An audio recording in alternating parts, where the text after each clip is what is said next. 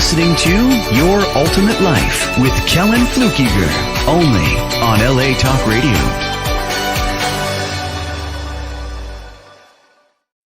Hey there, welcome to the show this afternoon or this evening, wherever you're at.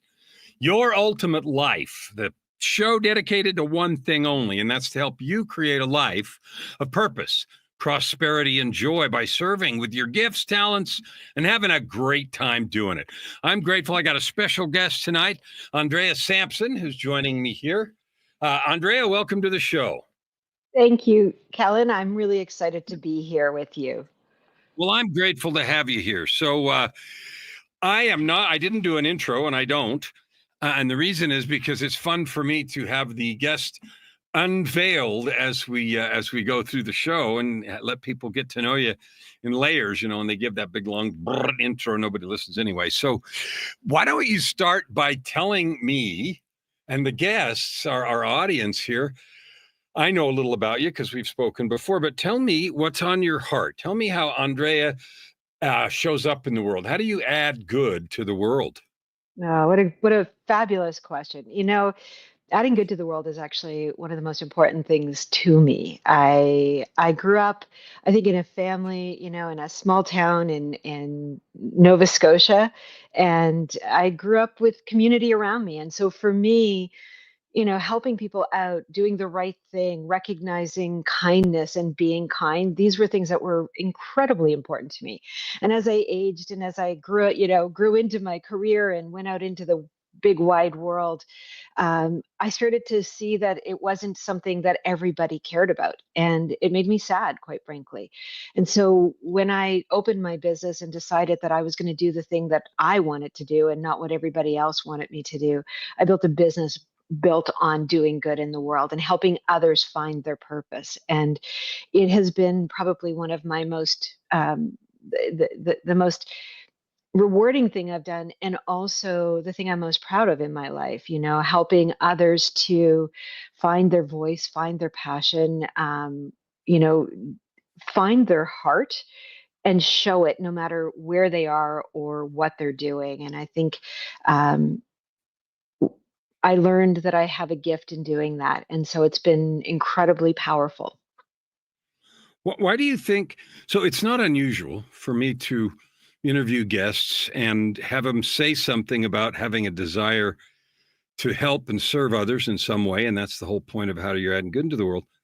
Why do you think it is so hard, so unusual or so difficult, so that people need help to find their passion or their heart or all that good stuff that I talk about too? But I want to know why you think we live in a place where everybody's hidden, everybody's afraid, and everybody is, mostly everybody. Why is that so? I don't know that it's that everybody is hidden or afraid. I think what it is that we need each other. And one of the things I learned, I like to study lots of different systems of getting to know oneself. And one of the systems that I recently, in the last maybe 4 or 5 years, ran into is something called human design. And one of the things I love about human design is it's got these ways in which that we connect with others, and what's called gates. And it really opened my eyes to this idea that, I come into this world with whatever gifts are given to me. You come into this world with whatever gifts are given to you. Some of those gifts are really apparent. We find them early on in life. Some we have to dig a little deeper. And some we know we have, but we have a difficulty accessing them. And it's interesting at how when we meet each other and suddenly we have access to parts of ourselves that we never had access to before. And I think that that's actually what happens is we think sometimes that we're really disconnected, that we don't need everyone. But in reality, we need others, not just because it's a nice feeling to have somebody else in our lives, but also because it helps us to access parts of ourselves that we didn't know we had or that we couldn't access by ourselves. That's really interesting. And that, the complementary nature of our existence. So that means like a jigsaw, when you're connected with other people in the right way that have the right sort of tentacles and connections, you get a more beautiful, more powerful, more capable, more joyful picture. I want to dig in a little deeper on this question though, because So often people express this feeling of they have a yearning, and they may suspect or know that they have certain gifts or even, a purpose, yet they have this fear, or they're afraid of, or they doubt it, or they think it's less than, or some version of negative language. Mm. How do we live in a world, like, what's wrong that we live in this place or time that seems to have a blanket on that kind of thing? What do you think Mm. of that? Yeah, I think that.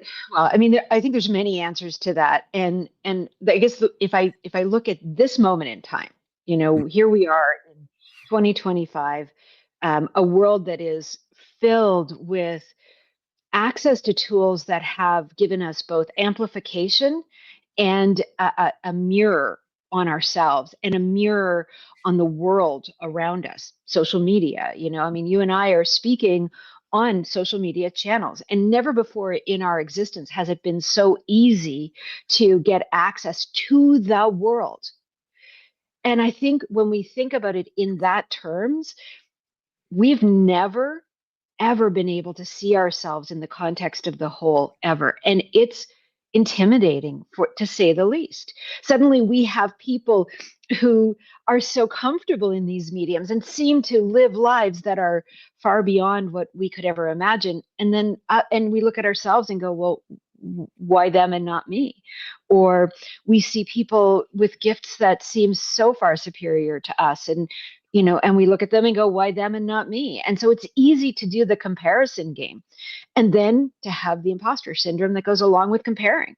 And I think one of the lessons that we're learning as a humanity right now is that this is not about anyone else. We have everything we need right here in this body, in this experience, in this moment. And when we understand that, we can go beyond it. But it's hard to get there. It is really hard to get there in a world where every time we pick up a phone, our phones, or we turn on the TV, or we look at our computer, we have the opportunity to compare ourselves to somebody who maybe looks just like us, maybe sounds just like us, but isn't us. And we go, why not that? Why them and not me? So you said, I agree, and we do that comparison thing, is can be at least really poison, and really sort of a barrier or a set of chains that hold people, you, me, any of us, down, because we look at that and we see somebody else and go, ooh, I'm not that, whatever that is. So you said you grew up with this supportive environment, and then you got out in the world and saw that, gee, it's not really that way. So what happened? Tell me a little bit about the journey. You saw that, and that the world was different, about how you navigated that to get back to a place of creating and, leaning into that kind of supportive nature. Tell me a little bit about how that happened. I mean, I grew up, like I said, in Nova Scotia. Actually, my family are from Cape Breton, which is a small island off the coast of Cape Breton, or off to the coast of Nova Scotia in Canada. And when you're in small communities, now I grew up in a larger city, but I spent most of my childhood, summers in this small community, and I was literally related to everyone. Like, it's a small community, and my father's had, there were 13 kids in his family, there were 9 in my mother's. Everyone seemed to be, my cousin. And so it was, one of those environments where, like, you just, like, whether you liked them or not, you were related to them. So we all supported each other, and I didn't always like all of them, but we Right. cared about each other.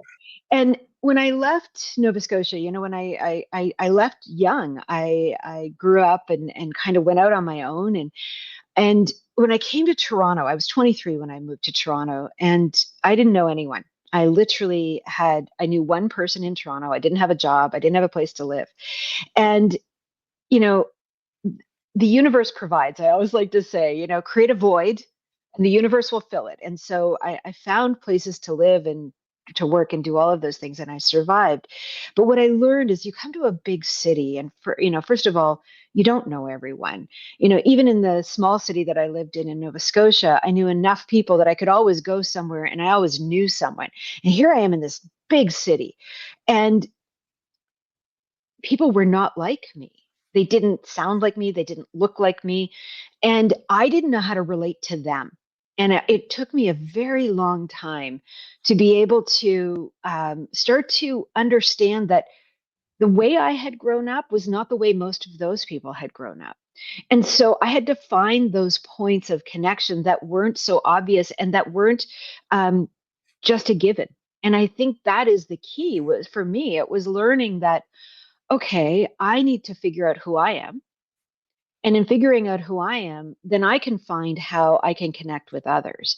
And it did take me a long time. I would say it was probably 5 years before I really could say I had friends in Toronto.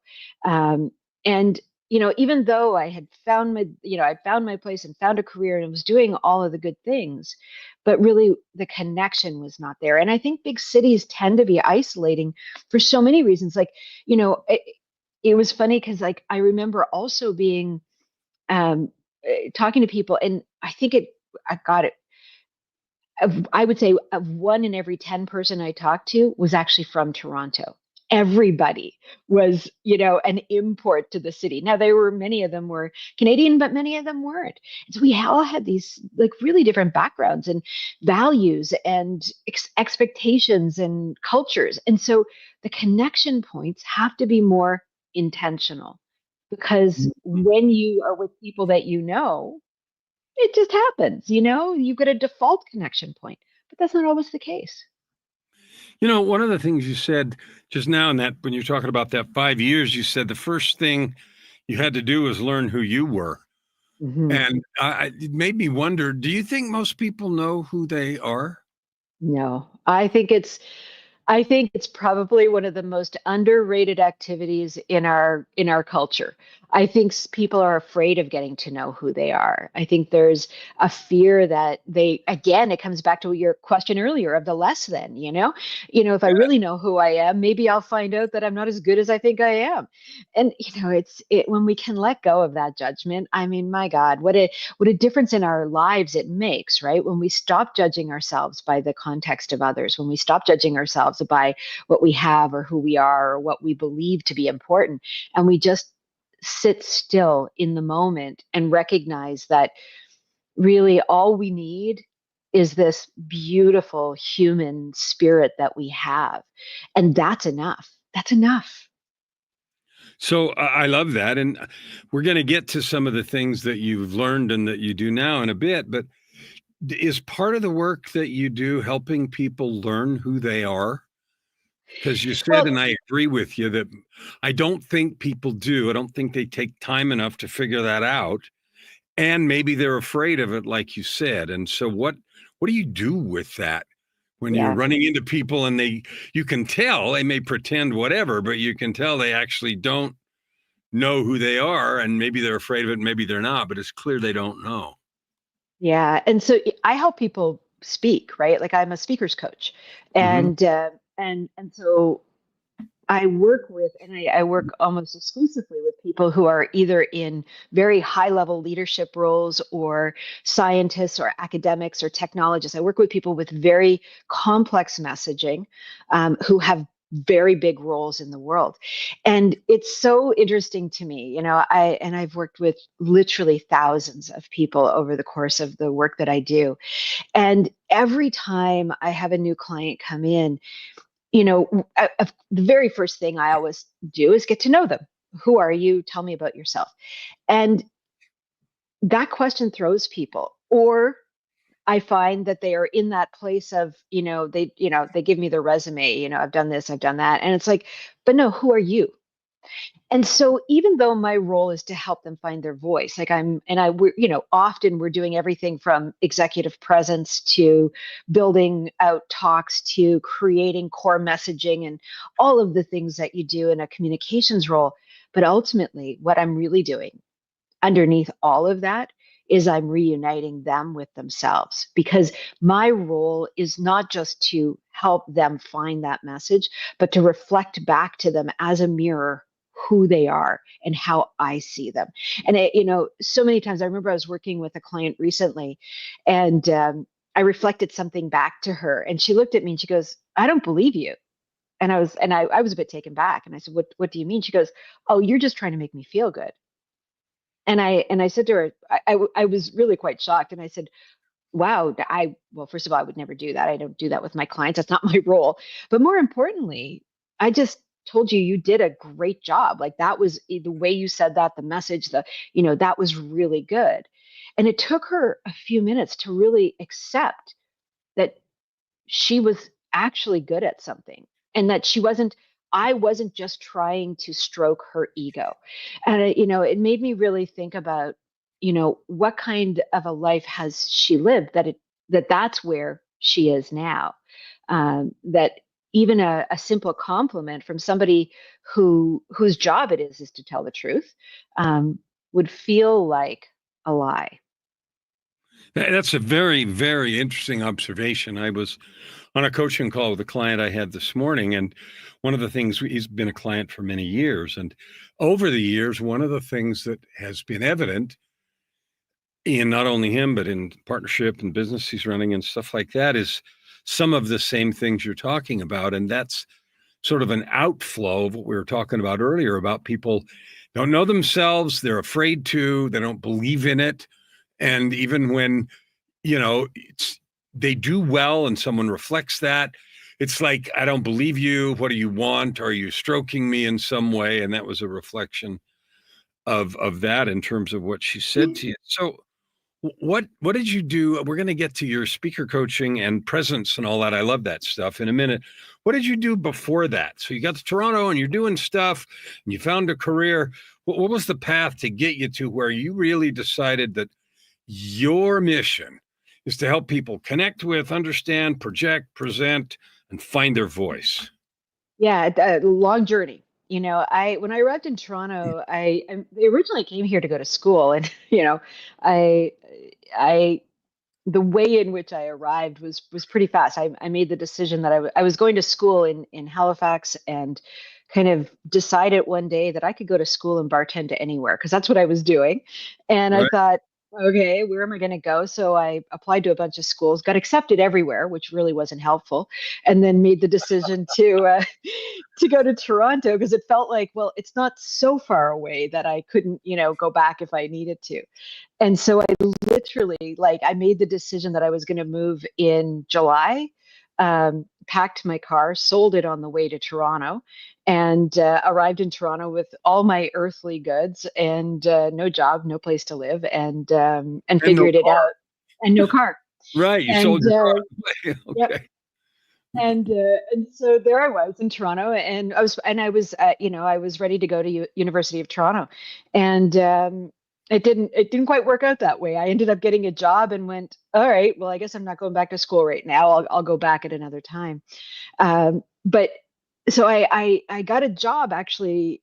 I had gone to a recruitment agency to see if I could get a summer job or whatever, and they ended up hiring me, and I became a headhunter, which was really not something I ever thought I would do, and didn't last very long. But I did learn sales. Um, and I ended up from there in the not-for-profit world, and I was a fundraiser. I trained as a fundraiser, went to school for fundraising, spent that first part of my career doing fundraising and loved it. Felt like I was doing good things in the world. I was Mhm. not making a whole lot of money, but I was, raising money for things that I really cared about. I worked in health charities and in children's charities, and it felt good. And I got to a point where I realized that,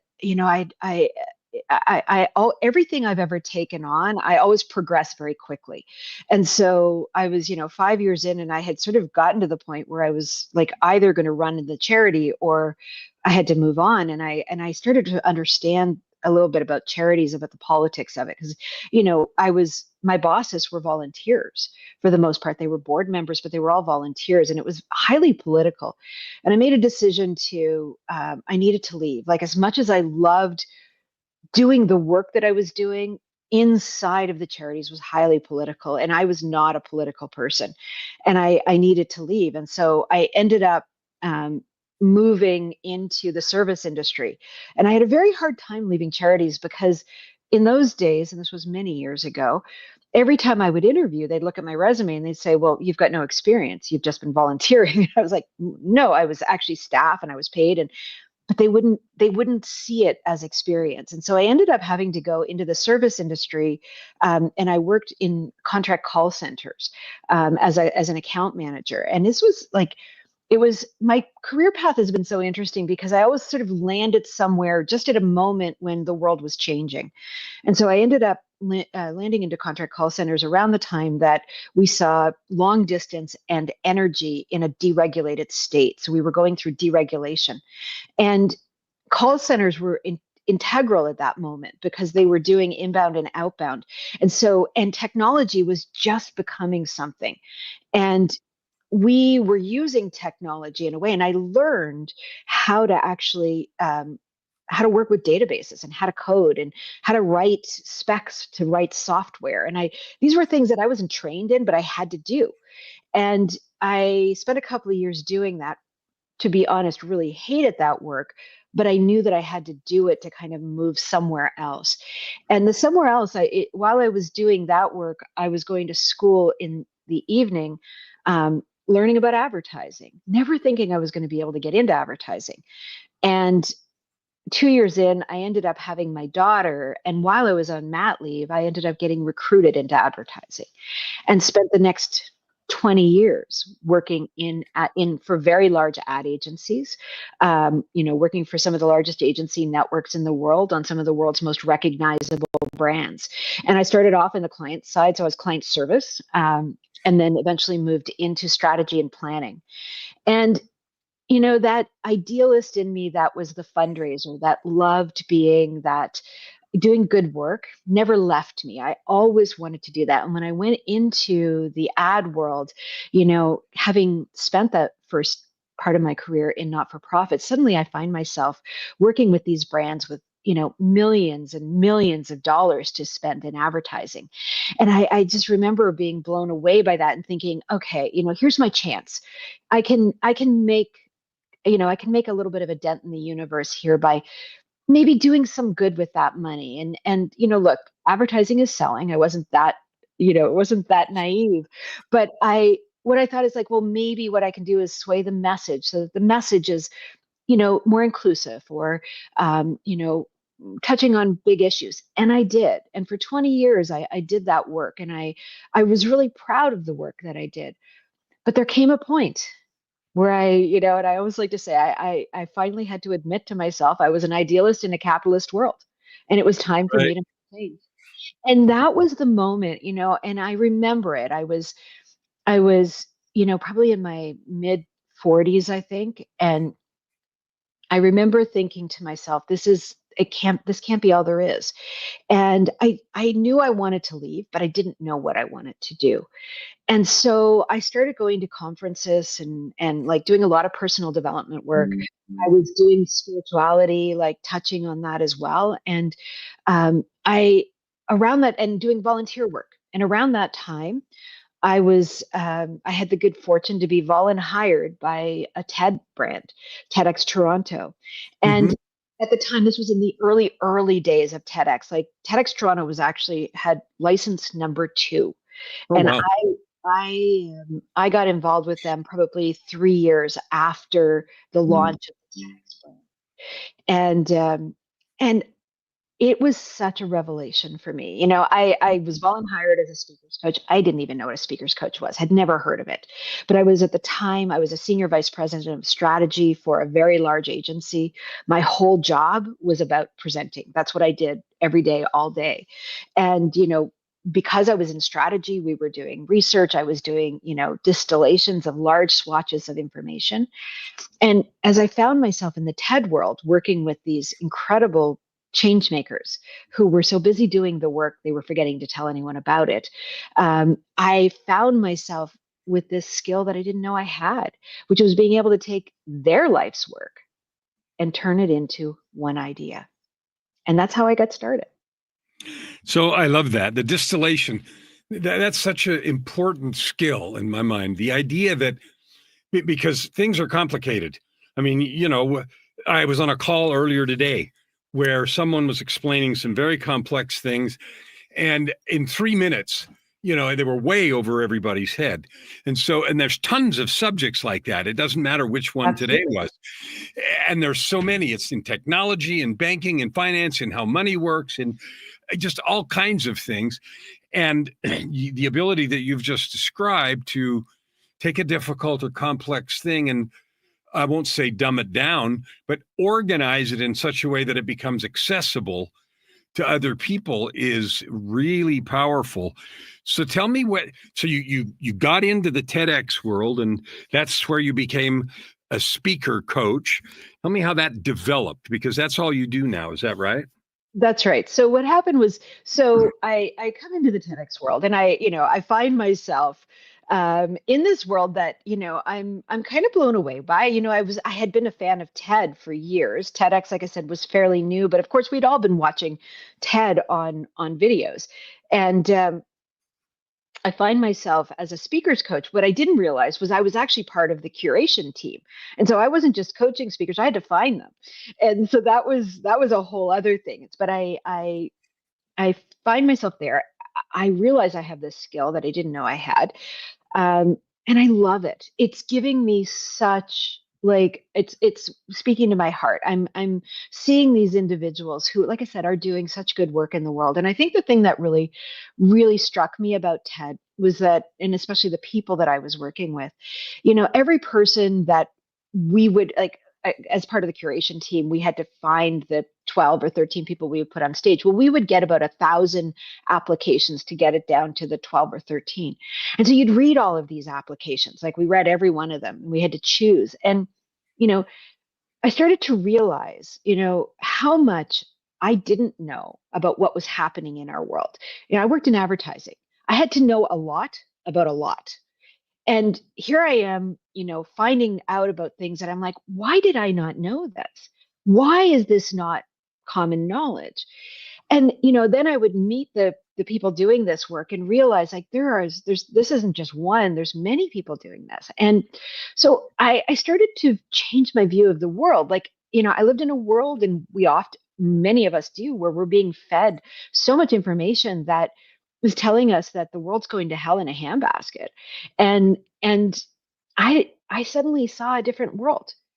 And I thought to myself, this is a world that I want others to see. It's not fair that we don't get to see this. And it more than not fair, it's actually not it it's so important that we see that there is good work happening in the world and that we can have hope, because so much of our media is about taking hope away from us.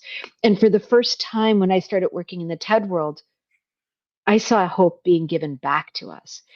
And so I spent about 5 years working with TEDx I'm gonna Toronto. stop you there. I want you to go there, but Yep. I want to contrast a couple things. You said in advertising you've done that for a bunch of years, and you realized I'm an idealist in a capitalist world, and you were not happy, and you had to move on. And now you've expressed, I found it. I went to this place, and not only doesn't the world suck, it's actually hopeful and good.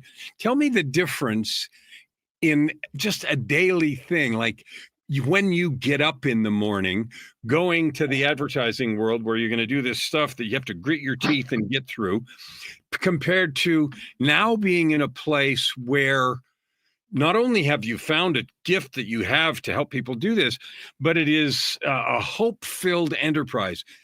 Tell me the difference in you when you Well, look at those two things. yeah. Well, it's interesting, right? Because I was still working in advertising, because this was volunteer work, right? So Okay. I was still getting up every morning and going to my job, and I hated it, like it was drudgery. But then I would have these, like, especially that first year was such a big, like, eye-opening thing. Like I really didn't know whether I could do this thing called speaker coaching. And I remember we ran the event, and I was just like, wow, how do we do that again? How do we do that again? And so the next year I put my hand up again, volunteered again, and I knew what to expect. And my day job was really difficult, like I said. And I ended up leaving. At the time I was working for an agency. I left that agency. I went and I started doing consulting. So I started to kind of pull away because I knew how unhappy I was. But it's really hard to change your career when you've been in it for 20 years and you make good money and you've got good, like I was very well known in the industry and, in demand and all of those things. So feeding an ego that, and a lifestyle. And suddenly I'm like, well, okay, how would I make that shift? And in this, I think it was either the second or the third year of work, it must have been the second year of working. Yeah, the second year of working on TED. um, I had a personal tragedy. My sister-in-law. So um, my brother got married that summer, and a week after they got married, he and my sister-in-law were involved in a motorcycle accident, and she died. And I went from going to their wedding to 2 weeks later taking my brother to her funeral. Oh, wow. And Wow. and it's a surreal experience to see that kind of like life event, right? The happiest day of their lives, right? And then to literally see her wedding picture at her funeral, like that we had just all been to. And you realize life is not guaranteed, and I think we all know that, but Not something like like, you know it when something like that happens. yeah, it's really quite impactful. And I think there are we get these pokes in life. And I realized that life was too short for me to just keep doing this thing I hated. And I didn't know that I was going to be a speaker's coach. Like at that point, like this was the second year and I still loved it and all of those things. The third year, I took a sabbatical. So I literally was like, okay, that was, my sister-in-law had died, and relooked at my life, and I remember waking up one morning in this lovely little house that I had in the suburbs, and my daughter was off to university, and I was sitting meditating because it's something that I've done for years every morning. And I'm looking around at this lovely little house and going, why do I live here? What am I doing here? This is not making me happy. And I put my house on the market. I sold it. I took a sabbatical from all work, and I had to decide what my life was going to look like. And I always like to say, when the money ran out, because it does, I was Yeah, like, it okay, does. And you I know, was going to ask, so you decided you had to figure it out. And how did that work? so I did a bunch of things. I bought a condo, I renovated, I traveled through Europe, I did a bunch of things. And then, and all through that, at that point, I was the director of curation for TEDx Toronto. So I was still doing that. And I was doing all these other things. And we were coming up on the conference, and I was like realizing I was going to have to figure what the heck I was going to do to make money. And I was sitting one night with a couple of the other speakers coaches who I had brought on board and trained. And I was talking about that. I was like, I don't know what the heck I'm going to do, because I don't want to go back into advertising. I don't want to do marketing. And one of them looked at me and they said, well, why don't you do this? And I looked at them and I went, no one would ever pay me for this. This isn't a real job. And they said, yeah, it is. And they will. And you're really good at it. You should think about that. And I was like, I kind of scratched my head. I really, truthfully, had not even occurred to me that this was an actual job. I thought it was made up. And so I kind of went away, and I ended up talking to that same speakers coach, and we ended up talking a lot. And we ended up opening not even probably 4 months later, we opened Talk Boutique together, which is my company. And we went into a partnership together. And I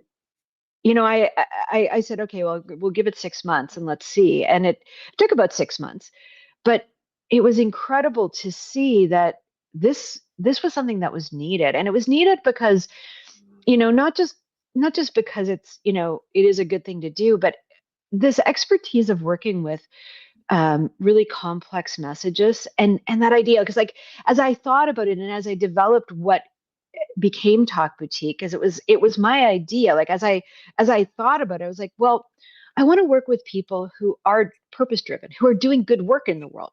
And I want to work with scientists and academics and technologists the way that I was doing on TED, and even artists.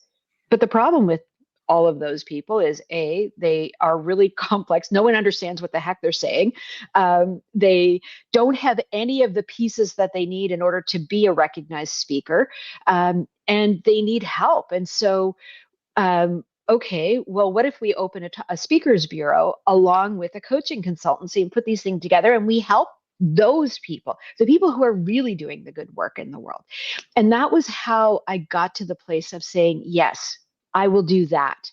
I will do that in service of creating a future that is reflective of all the people who are living in it, because that's why I want to do it. It's about changing the social narrative so we can go from negative to positive, so we can co-create a future together. And so that was the early impetus of There Talk are Boutique. three things. I know I'm interrupting you, but I want to. That's Three okay. things. One, you said helping people learn to speak who haven't practiced that because they're busy doing other stuff. Two, a speakers bureau, which is okay, now that we're teaching you how to speak, let's find you some places to speak. And the third thing that's sort of the basket is I want to do this with people that are doing good and making a difference. And That's right. it's really important because that's three different pieces. Learn to speak, and then find an outlet, places to go speak. And we're going to really focus on people that are doing stuff that makes a difference, not just people that are trying to sell a bunch of stuff and do whatever, but focusing on those whose work is purpose driven and trying to add good to the world in its own right. So tell me about the development of both your method for helping people and how your business grew. So the method came early because I had developed it in TED. And so one of the things that I had done in my work with TED is I had developed an entire training process for speakers. And we had developed, I had frameworks and process for doing that. So I had this process that, it was, I mean, it's much more developed now, but in those days we had something to start with. Mhm. Um, and so that was the easy part. Moving into working with like getting people to come and find us, that was harder. The bureau side of it, like for me, it was really important because it's not enough to have a message. You've got to be able to convey that message. Right. And that was really key. Those early days were, a lot of it was in developing what we stood for. And one of the things we came on early on, it's changed, and I no longer have a business partner. That's a whole other story. But in those early days, we had decided that our tagline was creating intelligent conversations, and that was also a key to it, because conversations change our world. Yeah, they And do. when we have the right conversations, right? And so one of the biggest parts of Talk Boutique in those early days is we used to run these things called salons. And what a salon was a combination of speakers, and mostly TED speakers. We were working with the people that I had worked with on TED, and we would bring them in, and I would curate the speakers to a big unanswerable question. So I remember when we launched the company, we asked the question of, have we lost the art of conversation in favor of the practice of discussion? And Oh, then wow. we curate two speakers to that, and let them, not a debate, just like they give and the two speakers I had, one of the speakers, he was a big thinker. He had done many things. He was in the tech world, very articulate. And the other speaker was a hostage negotiator. And so each of them had their own perspective on it. And the evening was really about conversation. So we would inspire the audience with conversation, or with these talks, and then throw it to them and go, okay, now talk. And there's no right or wrong answer, but think about it. And so that really kind of propelled us, right? It got us into this place of thinking and conversing and being thoughtful and intentional in the way that we worked. And then along that same time, we got involved with Singularity University out of Silicon Valley. One of the volunteers, I was still working on TED at this point at TEDx Toronto, still volunteering. And Mhm. one of our volunteers was a guy who was working for Deloitte, and he had gone down to Silicon Valley. He had been trained by Singularity University, came back, was like, "We need to bring that to Canada," and we're like, "Great, we're in." And so there were four of us who got together, and as we were building Talk Boutique, we also brought the Singularity University brand to Canada and opened SU Canada, and through that started to work with these deep technology experts all throughout the world. I eventually became the head of faculty for SU Canada and the lead certifier for Singularity globally, certifying their faculty all over the world. And that was a pivotal growth piece for Talk Boutique, because we were working in the corporate world with corporate leaders, training them how to do their their presentations like TED speakers, which was helping these purpose-driven organizations be more effective. We were working with these experts and really starting to change the conversation, working with the Singularity brand, which at the time was really powerful in the world.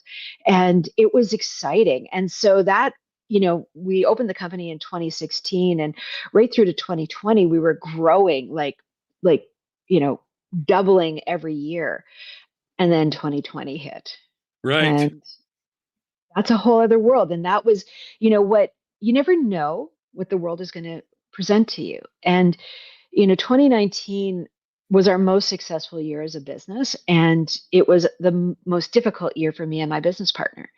And, one of the things that I learned was that when you're going to be in partnership with anyone, it's really important that your vision be the same and not So similar, true. Yeah. but the same. And when my partner and I had first gotten together, we had sort of developed this vision, and there were some differences. And at the time, I was like, it's close enough. We're good. Well, when you put pressure on a partnership like that, when you're growing at that rate, when you've got the kinds of conversations that we were having, and doing the work we were doing, those little differences, that became everything, and it became untenable. And I'd made the decision to end that partnership, which I did. I bought out my partner, and Mhm. I bought him out in March of 2020, 3 days before the world went into lockdown. So I want you to, what a, cliffhanging moment right there. 3 days before the lockdown. So we've got about 8 minutes. And what I want to do is we've got a cliffhanger there. And maybe we need to finish the story, and maybe we don't. I'm going to leave that to you.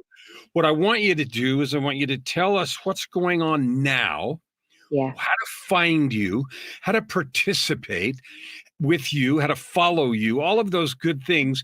And if you want to do it in the context of growing out of the catastrophe, fine. And if you want to do it just by leaving a gap there, that's fine too. So use all Sure. of your masterful training and Yeah, continue moving so that we make sure we get that good stuff of now. course.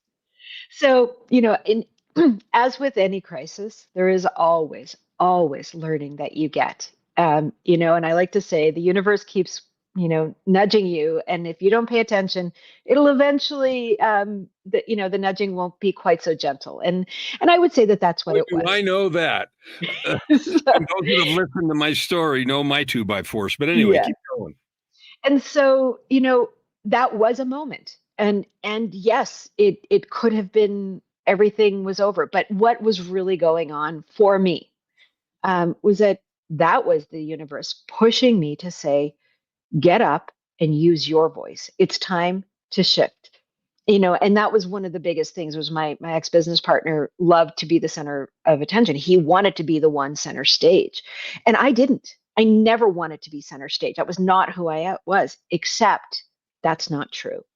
I needed to be center stage. My message, my focus, my way of seeing the world was important. And so that's what had to happen. And over the past 5 years, that's exactly what's happened. I have stepped into my own thought leadership. I've shifted the business.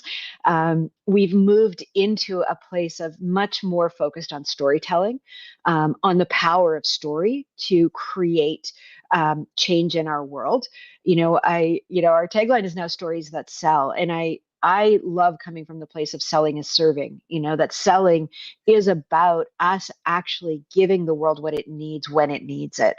And so I talk a lot about the need for diversity of thought leadership. What I do now, yes, the business, essentially all the elements are the same, but why we do it, how we do it, what we do is completely different. I've formalized everything. I've become much more of a expert in thought leadership and building thought leaders, and really helping people to step into that. So today, we are still a coaching consultancy that focuses on developing the voice of those who are making a difference in our world. We do work with individuals and with corporate leaders. We work with purpose-driven organizations always. And we do the work from a place of true expertise and mastery. We still have our speakers bureau. It's not quite as active as it was pre-pandemic. It's the last piece of the puzzle that needs to come back, and we'll get there. We're building it now. And so if people want to, check out what we do a lot of work. I do a ton of work on YouTube. Check out our YouTube channel at Talk Boutique. You'll see me. I'm there, 3 or 4 times a week. We're putting up content, and I give a lot of our methodology away. I think it's important. Like, people should have access to this. If you want to work with me, that's different. But I think you should have access to the knowledge we have because it's powerful. Using your voice is important. Saying what it is that you need to put out in the world is important, and it's important because when we think about thought leadership, here's the thing and this came to me probably 3 or 4 years ago as I was learning about me and going, okay, I'm going to have to do this. It's time for Andrea to be the thought leader. Yes. And what I had to get to was the fact that we think about thought leaders and we think, okay, well, those are like leaders of countries or leaders of industry or leaders of companies, right? And when I looked around, none of those people looked like me. And the problem with that is that those leaders, and we see this today in a big way, are defining my future. But yet none of them look like me. None of them know what I know. So how am I being included in the future that's being created for me? So I can either accept what they're doing, or I can choose to step into my voice, to use my unique knowledge, my unique perspective, and add my voice as a thought leader. Now, I may not be a leader of a country or a company, but I am a leader within my circles. And because of that, I can create a ripple. And my ripple will affect somebody else's, and that will affect somebody else's. And I'm not alone. There are a lot of people out there who is not reflected in the thought leadership that is creating our future. So join in, co-create that future, because what I want is a future that is co-created by all of those who are living within it. And so thought leadership is really, really important. And so I had to learn that. Then I had to live it. I had to get over myself, and I had to show up fully owning what I know and who I am. That's perfect. So let me make sure people know, if people want to follow you or connect or get on your list, or besides going to your YouTube channel of Talk Boutique, where do they need to do that? Yeah, so talkboutique.com is our website. Sign up for our newsletter. We put it out twice a week or twice a month. You can also follow me on LinkedIn. I am very active on LinkedIn, Andrea Sampson. You'll just look me up. You will definitely find me. So these are places where you will find our content. You will find you can sign up and and reach out to me. We've got a contact us form on our website. Feel free to reach out at any point, and we would be happy to connect with you and talk to you about how we can help you, or even if I can just mentor you a little bit. Like, I do that with so many people. Andrea, I want to thank you. Your idea there of everybody needs to get their voice, trust their voice, make it known. We have both the technology and the reach to do that. Thanks for being here with me today. Well, thank you, Kellan, for this incredible opportunity. I so appreciate you and the work that you're doing in the world. I want all of you to hear what Andrea was talking about. She had to learn to trust her voice, to use it, and then to believe that it makes a difference.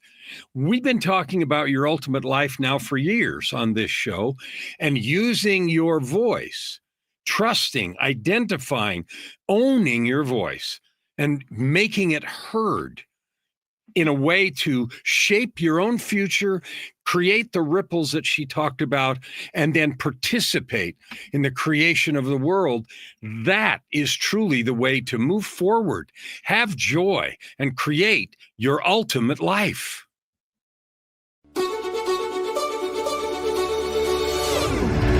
You're listening to Your Ultimate Life with Kellan Fluckiger, only on LA Talk Radio.